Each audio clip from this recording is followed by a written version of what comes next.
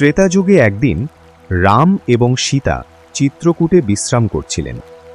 হঠাৎ দেবরাজ ইন্দ্রের পুত্র জয়ন্ত কাকের ছদ্মবেশে এসে সীতার পায়ে চঞ্চু দিয়ে আঘাত করে। সীতার পা থেকে রক্ত ঝরতে দেখে শান্ত স্বভাবের শ্রীরাম ক্রুদ্ধ হয়ে উঠলেন। তিনি ধনুকবাণ নিলেন না, মাটি থেকে শুধু একটি ঘাস তুলে নিলেন।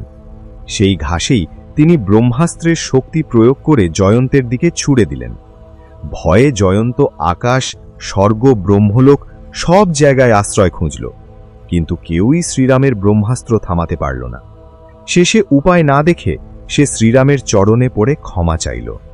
দয়াময় শ্রীরাম তাকে ক্ষমা করলেন, কিন্তু ব্রহ্মাস্ত্র বৃথা যেতে পারে না। তাই জয়ন্ত নিজের একটি চোখ উৎসর্গ করল। তার অনুতাপ দেখে শ্রীরাম বর দিলেন, আজ থেকে কাক হবে মানুষের ও পূর্বপুরুষদের মাঝে বার্তাবাহক। তাই বিশ্বাস করা হয়, শ্রাদ্ধের অন্ন যখন কাক খায় তা পূর্বপুরুষদের কাছেই পৌঁছে যায়। জয় শ্রীরাম।